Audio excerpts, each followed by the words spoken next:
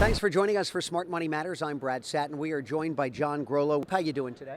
Good, thanks, Brad. Thanks for being here. Let's talk a little bit about college planning. Why do you need assistance in planning for school?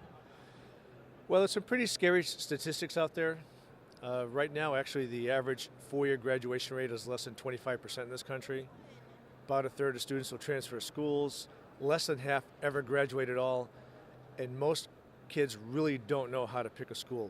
And of course, you don't go in thinking you're not going to finish. What do you need to know up front? The biggest thing, we actually have guidance counselors on our staff, and the thing we found is that when students go off to college, they don't have a compass heading. They think, I'm just going to find myself. Those are the ones that don't make it, or they take longer to graduate, they transfer schools, lose a lot of money, and lose a lot of time. So at what point do you start planning for this? Honestly, 8th grade is great. But I'd say most families that come into my office junior year, and it's so we kind of try to help get the career path straightened out, because the career path determines the major determines the college determines the cost, which is what the parents are usually most concerned about. And let's talk about responsibility here. Let's talk first parents' responsibility. What do they need to start preparing for? Obviously, the money side of things here. I'd say most parents that come to see me, their biggest concern is money. That you can start at birth, but it's really part of the things we focus on with our kids is how to make them marketable to the colleges. It's not just about GPA and test scores anymore.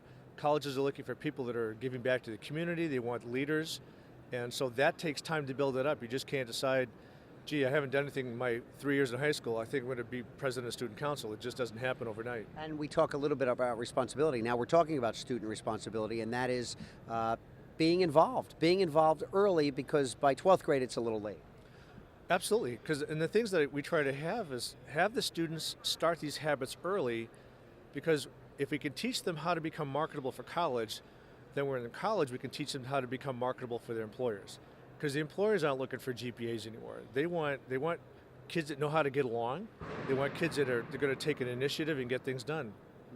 And finally, scholarships. How do you work that into the plan?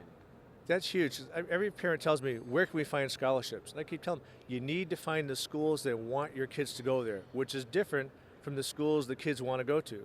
Because if you find the schools that want you, it means you're above average.